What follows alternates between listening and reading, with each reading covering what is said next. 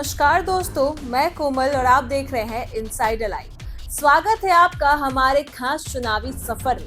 आज हम बिहार के बहादुरगंज विधानसभा की कहानी सुनाएंगे। किशनगंज जिले का यह इलाका राजनीति की उस जमीन पर खड़ा है जहां हर चुनाव नई कहानी लिखती है।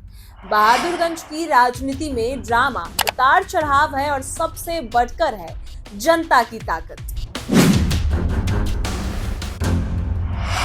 दोस्तों, बहादुरगंज विधानसभा का गठन 1952 में हुआ और यहाँ 35 पंचायतों और एक नगर पंचायत शामिल है। शुरुआत में यह सीट कांग्रेस का गढ़ मानी जाती रही और अब तक यहाँ 17 चुनाव हो चुके हैं, जिसमें एक उपचुनाव भी शामिल है। सबसे रोचक बात यह है कि कांग्रेस ने 10 बार यहाँ से जीत हासिल की और यह आंकड़ा बताता है कि कभी यहाँ कांग्रेस की पकड़ कितनी ज्यादा मजबूत थी और कांग्रेस गढ़ था। 1950 और 60 के दशक में कांग्रेस का बहादुरगंज पर लगभग एक छत्र राज रहा। कांग्रेस के प्रत्याशी यहां आसानी से जीतते रहे। यही कारण है कि लंबे समय तक इस क्षेत्र को कांग्रेस का सुरक्षित किला कहा जाता रहा।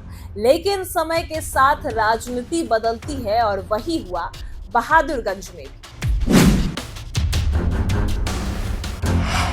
कांग्रेस की पकड़ ढीली पड़ने लगी। बीजेपी ने यहां फिर से सिर्फ एक बार जीत हासिल की, जबकि पीएसपी, निर्दलीय, जनता दल और जनता पार्टी ने भी एक बार इस सीट पर परचम लहराया। पर फिर भी कांग्रेस कई दशकों तक यहां की बड़ी ताकत बनी रही। आइए जरा 2015 पर नजर डालते हैं। उस साल कांग्रेस, जेडीयू और आरजेडी एक साथ यानी महागठबंधन में थे। वहीं कांग्रेस के तौसीफ आलम ने बड़ी जीत दर्ज की थी और उन्हें मिले थे 93,533 वोट यानी 33.56%, जबकि बीजेपी के अवध बिहारी सिंह को 39,591 वोट यानी करीब 24.82% वोट मिल सके। यह जीत बताती है कि बहादुरगंज में महागठबंधन की लहर कितनी मजबूत थी। लेकिन 2020 का चुनाव बहादुरगंज के इतिहास में एक बड़ा मोड़ बन गया। जेडीयू इस बार एनडीए में शामिल थी और कांग्रेस अकेले मैदान में थी और ऐसे में असदुद्दीन ओवैसी की पार्टी एआईएमआईएम ने सबको चौंका दिया। एआईएमआईएम के मोहम्मद अंजार नाइमी, जो पहले आरजेडी में थे, धमाकेदार जीत दर्ज की। नाइमी को मिले 85,472 वोट, जबकि विकासशील इंसान पार्टी के लखन लाल पंडित को सिर्फ 40,494 वोट मिले। जीत का मार्जिन था 45,215 वोट यानी एक तरफा मुकाबला। इस जीत ने यह साबित कर दिया है कि बहादुरगंज की जनता अब नए विकल्पों की तलाश में है। अब बात करते हैं इस विधानसभा के सबसे अहम पहलू की, जो है जातीय समीकरण। यहाँ मुस्लिम आबादी करीब 65% है, यानी हर चुनाव में मुस्लिम वोटरों का निर्णायक योगदान होता है। साथ ही यादव, रविदास, ब्राह्मण वोटर भी नतीजे में अहम भूमिका निभाते हैं। इसलिए हर पार्टी बहादुरगंज में मुस्लिम समाज को साधने की पूरी कोशिश करती है। लेकिन सिर्फ जातीय गणित ही काफी नहीं, नेता को विकास का वादा भी निभाना पड़ता है। बहादुरगंज का बड़ा हिस्सा खेती पर निर्भर है। धान, मक्का और जूट यहाँ की मुख्य फसलें हैं। लेकिन दुख की बात यह है कि कृषि क्षेत्र में उद्योग की बड़ी संभावनाएं होने के बावजूद यहाँ कोई बड़ा उद्योग नहीं है। रोजगार की कमी के कारण यहाँ की भारी संख्या में जो युवा हैं, रोजगार के लिए दूसरे राज्यों में पलायन करते हैं। और यही नहीं, यह मुद्दा हर चुनाव में गूंजता है, लेकिन समाधान आज तक अधूरा है। अब आंकड़ों पर नजर डालें तो बहादुरगंज में कुल मतदाता लगभग 2,55,577 हैं। इसमें पुरुष हैं 53.31% और महिलाएं हैं 46.68%। यानी महिला वोटर की संख्या भी काफी मजबूत है और हर पार्टी उन्हें लुभाने की पूरी कोशिश करती है। बहादुरगंज की जनता जिन बातों पर सबसे ज्यादा जोर देती है उसमें शामिल है रोजगार और उद्योग बेहतर, फिर सड़क और बिजली बाढ़ नियंत्रण और सिंचाई, शिक्षा, स्वास्थ्य सुविधाएं। लोग कहते हैं कि उनका विधायक सिर्फ चुनाव जीतने के बाद गायब ना हो, बल्कि पूरे कार्यालय में जनता के बीच सक्रिय रहे और उनके जो समस्याएं हैं उसका समाधान भी करे। अब बड़ा सवाल ये है कि आने वाले चुनाव में बहादुरगंज किसका साथ देगा?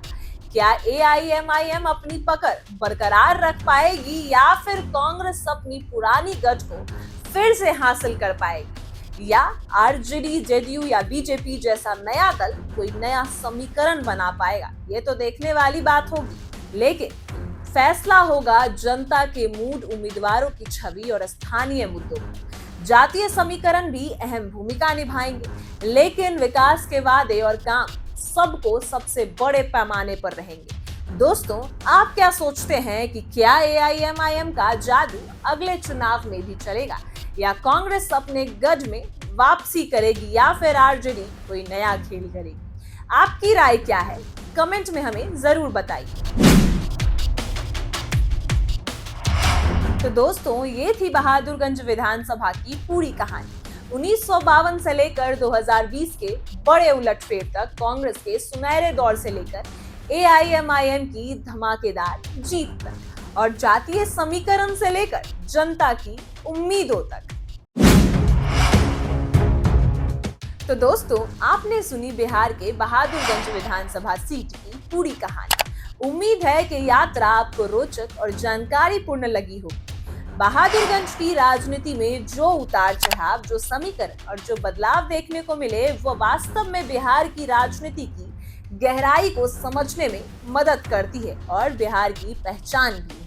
हर विधानसभा क्षेत्र की अपनी एक अलग पहचान होती है। कहीं जातीय समीकरण हावी होते हैं तो कहीं स्थानीय बड़े मुद्दे रोल निभाते हैं। कहीं पुराने नेता लगातार जीतते रहते हैं तो कहीं जनता हर चुनाव में नए चेहरे को मौका देती है। तो बहादुरगंज की कहानी में भी हमने दिखाया कि राजनीति सिर्फ सत्ता की लड़ाई नहीं, बल्कि जनता की उम्मीदों और आकांक्षाओं की असली झलक है। अब दोस्तों, हमारी यह यात्रा यही खत्म नहीं होती। जैसे ही एक अध्याय खत्म होता है तो दूसरा अध्याय शुरू हो जाता है, और अगला अध्याय होगा ठाकुरगंज विधानसभा सीट की कहानी। आप सोच रहे होंगे कि ठाकुरगंज विधानसभा सीट में आखिर ऐसा क्या खास है, तो आपको बता दें कि ठाकुरगंज की राजनीति उतनी ही दिलचस्प है जितनी बहादुरगंज की रही। यहाँ का चुनावी इतिहास, यहाँ के सामाजिक और जातीय समीकरण और जो बनावट है, और यहाँ के नेताओं का उथन पथन, सब कुछ ऐसा है जिससे जानना और समझना बेहद जरूरी है। तभी आप जान पाएंगे, जिसमें ठाकुरगंज विधानसभा सीट की राजनीति को समझना आसान नहीं है। यहाँ हर चुनाव में समीकरण बदलते हैं, पार्टियों की रणनीतियां बदलती हैं और जनता का मूड भी बदलता है। कभी एक पार्टी को भारी बहुमत मिलती है तो कभी जनता पूरी तरह से बदल देती है। यही वजह है कि ठाकुरगंज की कहानी भी आपको बांधे रखेगी। दोस्तों, बहादुरगंज की कहानी में आपने देखा कि किस तरह से समय के साथ नेताओं और पार्टियों की किस्मत बदलती रही। बिल्कुल उसी तरह ठाकुरगंज की कहानी में भी आपको राजनीति का नया रंग, नया मोड़ और नया संघर्ष देखने को मिलेगा। हम आपको वहां के पहले चुनाव से लेकर अब तक के हर नतीजे बताएंगे। कौन नेता जनता की पहली पसंद रहा, किसने नकारा गया और किस पार्टी ने वहां पर अपनी पकड़ मजबूत। हम आपको सब बताएंगे, सब विस्तार से बताएंगे। साथ ही ठाकुरगंज की जातीय और सामाजिक बनावट को भी हम समझाएंगे, ताकि आपको पता चले कि वहां किस वर्ग का वोट और किस ओर झुकता है और चुनावी नतीजे पर किसका क्या असर पड़ता है। दोस्तों, राजनीति को गहराई से समझना है तो हर विधानसभा सीट की कहानी जानना जरूरी है, और यही मकसद है हमारी इस सीरीज का। सिकटी से लेकर बहादुरगंज तक और अब ठाकुरगंज तक, हर विधानसभा सीट की कहानी आपको बिहार की राजनीति की असली तस्वीर दिखाएगी। तो अगर आपको बहादुरगंज की कहानी रोचक लगी तो यकीन मानिए ठाकुरगंज की कहानी उससे भी ज्यादा दिलचस्प और रोचक होगी। इसलिए आपसे एक छोटा सा अनुरोध है कि हमारे साथ जुड़े रहिए। अगर आपने अभी तक चैनल को सब्सक्राइब नहीं किया तो तुरंत करिए, बेल आइकन दबाना बिल्कुल मत भूलिए। जैसे ही ठाकुरगंज विधानसभा सीट की कहानी लेकर आए हैं, सबसे पहले नोटिफिकेशन आपके पास पहुंचे। और हाँ, इस वीडियो को अपने दोस्तों और परिवार वालों के साथ शेयर करना बिल्कुल मत भूलिए। राजनीति की ये कहानियां सिर्फ आंकड़े नहीं, बल्कि हमारे समाज, हमारे लोकतंत्र और हमारी जनता की सोच की एक छोटी सी झलक भी है। तो दोस्तों, अगला पड़ाव है हमारा ठाकुरगंज विधानसभा सीट की पूरी कहानी के साथ। वहां की राजनीति के रंग ढंग, वहां के नेताओं की कहानियां और वहां के जनता के फैसले, सब कुछ आपको अगले वीडियो में हम सुनाएंगे और बताएंगे। मिलते हैं बहुत जल्द ठाकुरगंज विधानसभा सीट की पूरी दास्तान और पूरी कहानी के साथ।